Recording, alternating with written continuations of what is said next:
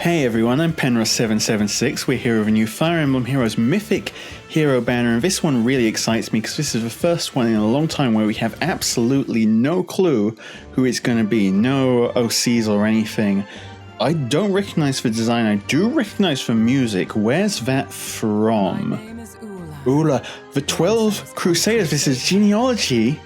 Oh, I am so excited for this. Okay, let's pause here. Genealogy's 12 Crusaders, we're going back to what Mythic Heroes were supposed to be, right? Mythic Heroes, they were gods, they were legends, not in the legendary hero sense, because legendary heroes are like the protagonists of the games, but these are legends from the past. They are myths. Mythic heroes, you get it? And so gods like Miller and Duma, of course, of those, and Naga, and Ashera, Yoon, but also these mythic heroes. You know, Bramamond would be a great example of that. Athos, Durban, and the 12 Crusaders are another group of them. Interesting that they go for Ullr first, honestly. I don't think there are even many characters with Ullr's holy blood available in the game. Bridget is in, but as a pirate. Sure, okay, why not? And I'm pretty sure nobody has Ufel right now either, so Ullr's gonna be the first. Very interesting. I thought they'd start with one of the more, like, notable ones. Maybe, like, I don't know, Neuron? Or, well, there's some other options as well. I personally would have liked Braggy a lot, but at the same time, I'm really glad to see any of the Crusaders in at all, especially considering how little material they've got canonically. There's only like one image of them at all ever. The rest just comes from history, and the fact that they're getting fleshed out by Fire Emblem Heroes in much the same way as characters like Bramamond, characters like Yoon, characters like Altina got fleshed out, that really excites me. I'm happy to get any genealogy content, obviously. My favorite game, you may know, Thracia, and genealogy is kind of like the bit around Thracia, so think of it as basically Thracia content, right? Let's go on to her kit. Holy Ufel. Accelerates special trigger, cooldown count -1, effective against flying foes. It's a bow, she's a blue bow unit.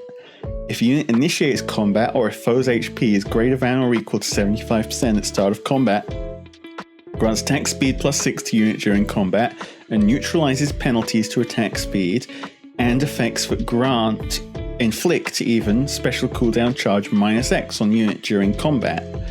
It's kind of Byleth-y. Byleth-y, you're getting that guard. You get to ignore guard, basically, is the key thing. But instead of Byleth's other ignore various effects, you're getting special cooldown count -1 and then just attack speed +6 and no penalties to attack and speed. This is very pure, very focused, which I like. Why do I like it? Because, well, I've said before, this is, well, the guard reduction means this is clearly an armor killer build, right? Those armor units can stack up immense amounts of attack and, defense and resistance that are going to be equivalent to your attack when you're running into them, or equivalent enough that they take minimal damage.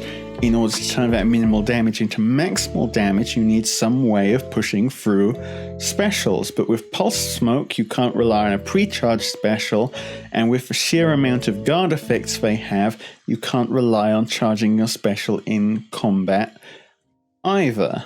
How do we get around this? Well, this is exactly how. At the same time, though, countering too much is a bit of an overreach. Countering too much is a mistake, because you look at regular Byleth, Sword of the Creator, counters a whole lot of effects, which you think would be very good, right? But then, if you counter all their effects, it turns into just a battle of stats versus stats. And in the battle of stats versus stats, you're going to run into the problem that armor units have bigger stats than you. There's no way around that. So instead you want to counter just enough of their kit that you can push through with the strategy you want to use, and then the rest of what you need should be hyper-focused on your game plan. And that's exactly what's going on here. To couple with that, the special, of course, is a bow unit. You run Deadeye. Deadeye is a very good special for this. The A slot, Life and Death 4, very straightforward. Probably replaceable with whatever you want, but Life and Death 4 is a very solid choice. And the B slot, this is a unique B slot. Ungvi Ascendant neutralizes effects that prevent units' follow-up attacks during combat. If a unit initiates combat, unit can make a follow-up attack before foe can counterattack. Unconditional Desperation plus half a null follow-up. They're making it, again, very focused, very clear. Unconditional Desperation, you attack again, and only then do they get to attack back. Half of null follow-up, well, you don't need the other half in your game plan. Putting the other half in would, require something to be taken out, to be balanced perhaps, but with the way you're playing, you don't need it, because you want to hit again, and you want the enemy to be dead with your desperation, right? If they're counterattacking, you've already failed. If they're counterattacking and making a follow-up, do you really care? Because again, you should have won by now. Very, very strong. And in the C slot, Times Pulse. So there is the game plan. You've got Deadeye, free cooldown special. Holy Ufel takes 1 cooldown count off. Times Pulse takes 1 cooldown count off. Now it's at 1 cooldown. You have null follow-up, you have null guard, and you have desperation. You attack, you charge it, you attack again, and you fire it off. There is your damage. Very solid armor killing unit here. Honestly, I love the build. This is a build that we've been needing for a long time. I do, however, also question the build. I question the build for one very specific reason. That one very specific reason is this is a light season mythic. This is a light season mythic, meaning you are running it on offense. You are running it into other people's defense teams. And this is the exact opposite of the situation where you normally need to crack open armors. Your armored save balls are most devastating when they're run on offense. On defense, you've actually got decent tools to crack it in the form of Dagger, who has null follow-up, in the form of Joe Leaf, because safe balls generally don't have a lot of reach. You can crack open Joe's hindrances, things like that, take 40 hit points of everything, blam, that way, and you can bring, Legendary Byleth. You can bring a lot of options to crack open save balls. Honestly, you should probably already have an option to crack open save balls on offense. Defense, it's a lot harder, because defense has the luxury of running their whole team to support that save. They don't need to worry about the AI deciding to attack when it really should have stayed put. They have full control. They can go all in on the save. So that says Ullr would have been stronger as a defense mythic. On offense, however, what you're having to deal with is, at the moment, Pathfinder, Legendary Sigurd, ranged cavalry, and not supporting that. Very oppressive in terms of how much map space it uses rather than the raw stats it's pushing through. Ullr has no answer to that. Ullr is built to hit, not to get hit. In the current meta, that isn't something that you really need an answer to on offense. And looking past the current meta as well into the long term, Ullr is a purely combat-based mythic. Is this good? No. In the long term, the support mythics always win out.